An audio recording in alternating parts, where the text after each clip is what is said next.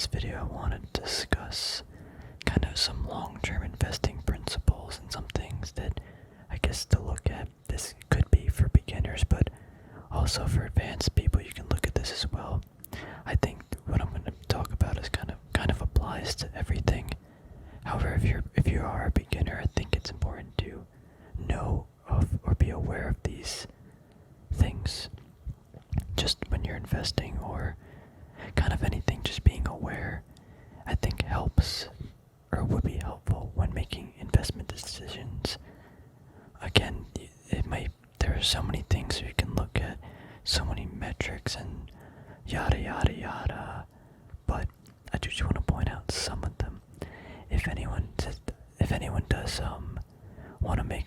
want me to make like a beginner video or something like that, I already did make a lot of those videos. But if you want a specific topic that I might have not discussed, or you want something that me to discuss, I can't use my words. If you want me to discuss something more in detail, just let me know below. I'll add it to my video list that I need to make. And every Wednesday, I think I'll put out some video like this to help new people trading, investing, or really anybody, because even basic beginner information can be applied to even more advanced thought processes, because that's what it all is at the end of the day. It's just extending one's thought process to their investing decision. So I do want to take a look at some indicators, but I have a thing. Hold on, I have a website we're gonna look at. We're gonna look at the Fred, I guess is what it's called. What actually is this? Financial. What is this? Something or Federal Reserve, something federal debt. I think that's what it is. Anyway, we'll look at that in a second. But I just want to use some common sense for a minute. So, main thing I want to discuss is like, I have some money, right? Let's say I have some money, and I want to buy some stocks. I'm like, yeah, buying stocks, love it. I want to increase my wealth by buying shares of a company. Great, excellent. The only problem is, everywhere I look, there's very little value. The market has been going up so high, and there's so many like flashing red lights around me that I'm seeing, and it's like I can't. It's so hard to justify buying stocks when everything's this high and this expensive. And I get like, yeah, the market will probably go up in X amount of years and blah blah blah blah blah. But for the last like 10 years, all it's been doing is basically going up. And if you study history, you'll know that it can't do that, it doesn't do that, and it won't. So there will be a time when it does either, consolidate sideways, or it falls, and it, so either or can happen. And again, I'm not doom and gloom. I'm not saying like chaos is gonna happen. I'm just saying, as an investor, how do I justify when I should buy more stuff, and what indicators can I look at to say, hey, this is a great time to buy, I should be putting more money in, or hey, now's the time to be more defensive, keep some cash, move some money into maybe higher like dividend companies that are more safe, like let's say like Verizon or something. I don't know, just throwing a name out there. Or should I be more aggressive and invest in like growth companies that I think are gonna grow over time, and with this like bull run or something, or increased money flow into the market, should I be piling into those companies? When should I be risk adverse? When should I hold back and be defensive? Obviously this depends for every single person. Like, every person's gonna have a different risk tolerance, different appetite for what they want to buy and eat, basically. But I do want to show you some things that you can look at to incorporate into your, I guess, investing decisions, and when should you be buying and selling and stuff like that.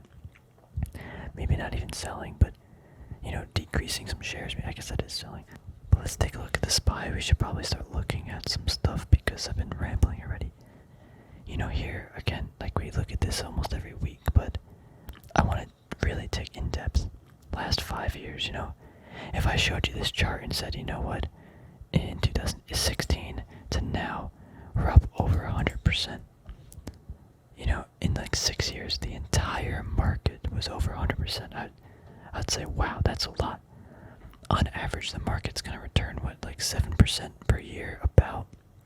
That's like the estimate people use in their calculations. So about 7%. So you 7%, next year 7% on top of that, 7% on top of that. I actually don't know what that exact number is of an increase. Hold on, I actually want to pull it up because I think it's important.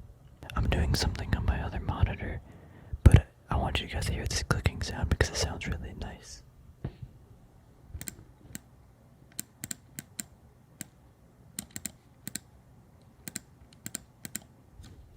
Does it sound pretty cool?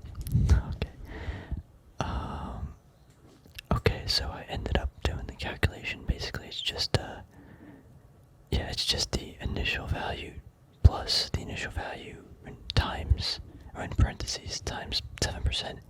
So after, let me see what I say, 16 to now, so if let's do 5 years, after 5 years, that would be compounded annual return of 31%. So like assuming that like this time, right, you bought and you assumed 5% increase over 6 years, 7 years, sorry, 5 years, you'd have 31% gain, with assuming, whatever. This is 100%. Already that seems quite high, right? Just seems a little high. But again, that's just one metric to look at. It's not really too big, but again, we could go back. Let's go back to all time, right? Again, when I look at this chart and I say, you know what? Do I want to invest in stocks right now? I say, you know what? I don't know. It's doing great. Oh, but an investment is not something you buy because it's going up. You buy because there's value.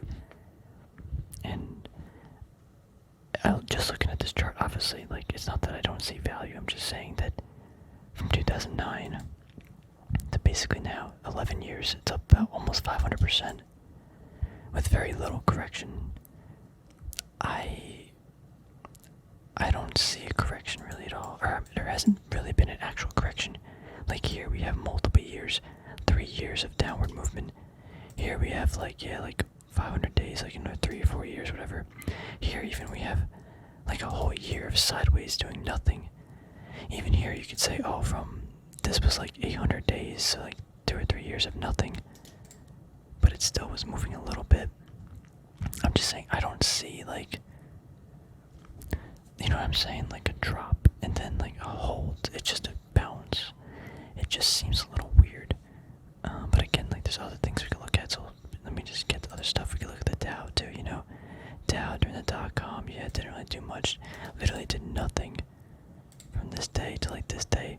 1,300 days down 30%. Here we got like 600, 700 days down for 50%. Here we just have 1 month down 30-something%. Like, just such a big ricochet. Holding the trend line though, but anyway, let's go to some other stuff. We'll look at let's look at Shiller's PE first. So this is like a ratio, basically it's like the price to earnings ratio, but you take an average of like 10 years and you adjust it for inflation, something like that. So it's kind of accurate when you compare it to the S&P 500 in relation to like if it's high, the S&P's high and it will probably fall. So again, here's like the guy that did this though is a pretty smart dude.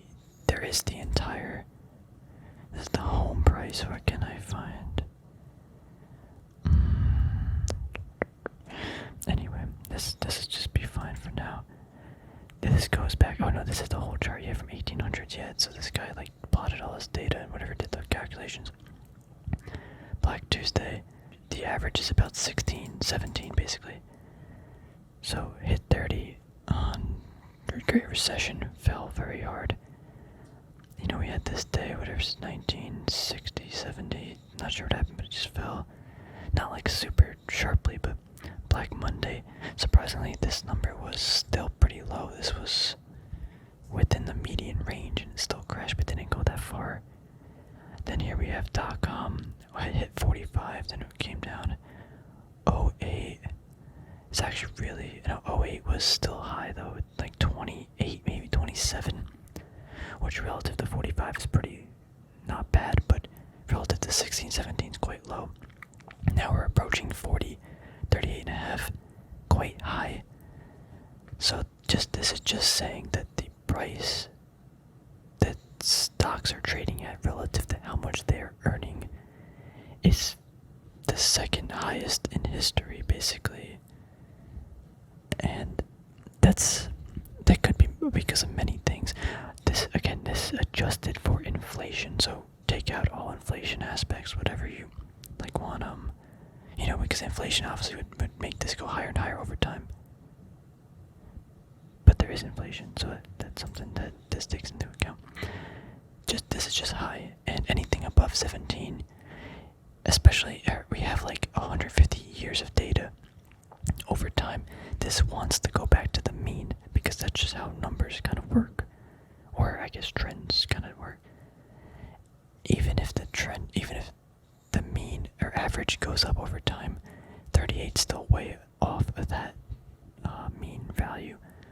This is going to want to convert back to at least 17 over maybe the next 5 years.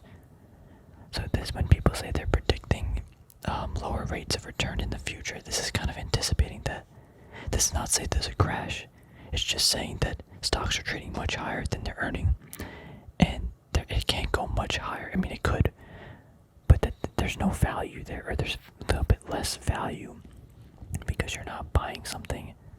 You're buying something well off of what their company's earning. So it's, as an investment, it's you should be more defensive. Anything above like 25, 20, and we're very high. So that's just one thing. This is same thing. S&P case, the Shiller ratio. Wait, S&P Shiller home price index. What exactly is this measuring? S&P case Shiller home price index. I thought this was doing the S&P ratio relative to the home price index. Even in 08, it was not this high. I mean, we're hitting 254, whatever that is. So, just something to look at. I wouldn't look at this actually. The point of this video is to show you guys some things to look at, but I wanted to show this, but now I don't even think it's worth it. Let's get that out of here. The next one, actually, this is what Buffett claims to be one of the most important metrics when deciding if the market's overvalued, undervalued, or whatever.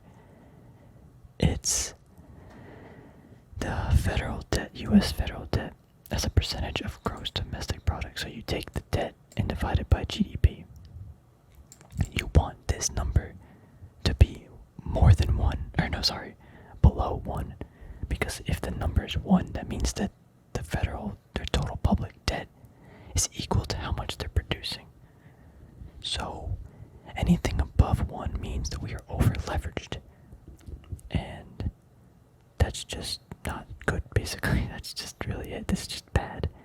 And you can see throughout history, we have until 1966, 40%, goes up to like 80 here, or starting at 80, 60, 70, 65. Then boom, 2008, spikes up to 86. And then in 2012 to 2019, it's basically hovering around 100 to 105. Then obviously because of COVID, jumps up to 136 basically percent. That is so high. And this kind of just also shows like the health of like a kind of country and just where it is, I guess. But regardless, this debt has to be paid back. You can take on debt forever, but that doesn't mean it's healthy for the economy or the nation. So this debt being increased to this level is insane. I get maybe they had to. I can say other things, maybe they didn't, but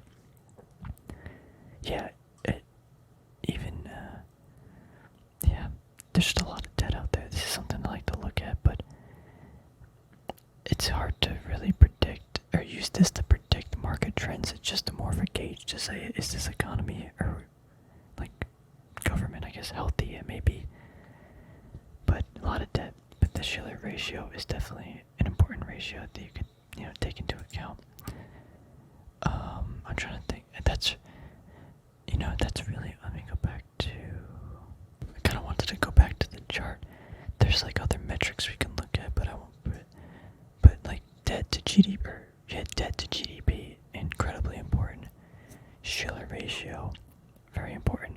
Again, I'm talking macro trends, like beyond 10-year trends, like nothing like year to year, whatever. Like, sure, this trend line might hold up if, let's say, this falls, but like, again, macro trends are important. And it comes down to what is the most important things to look at when buying a company. And it's the value you buy it at, basically. The price and value, but that's kind of not the same thing, but it goes hand in hand. I want to make sure what I'm buying is valuable. And right now, relatively to history, a lot of things are not valuable. I mean, there is still some value out there.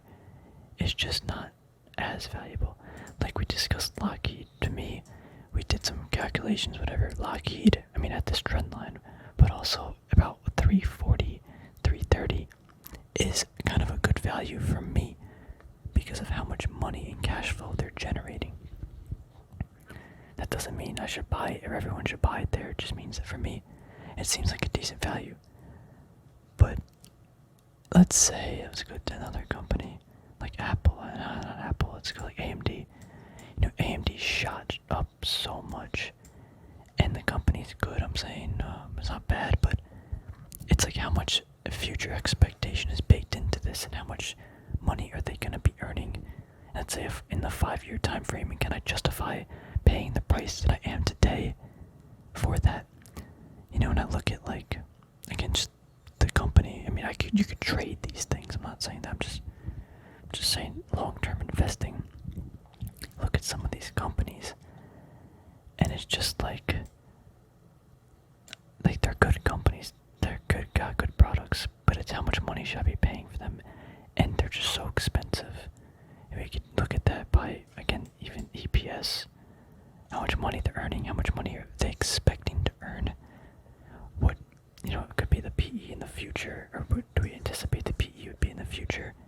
We could look at, like, again, just the Schiller's index, look at this chart and be like, you know what, it looks like it's gone up way too far, way too long, and it could go on like this for a while.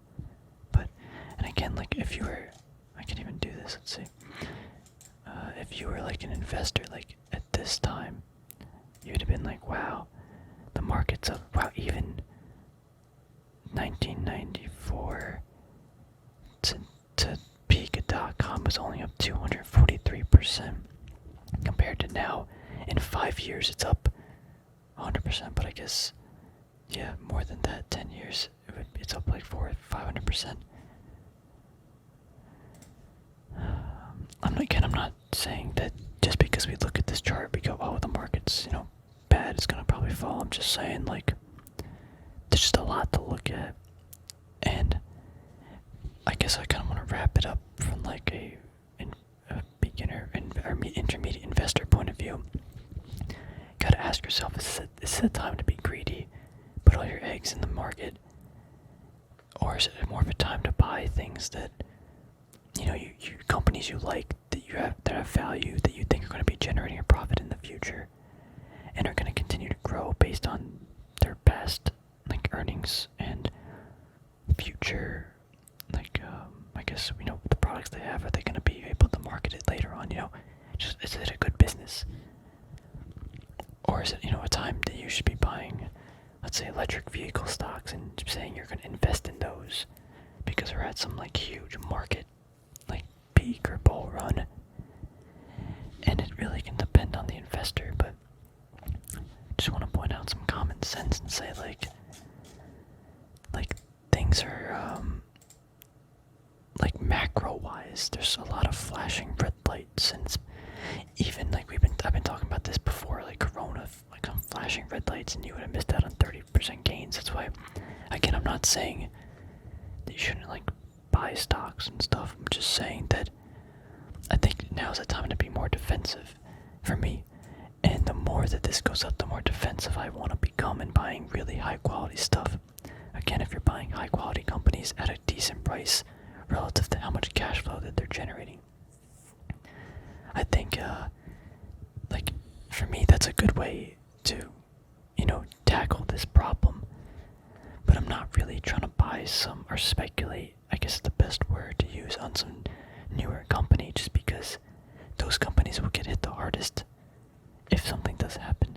sure, I might miss out on some gains. But again, we look at Schiller PE, we look at this big, like, huge percentage gain. It just, to me, isn't a time to be greedy or risk adverse.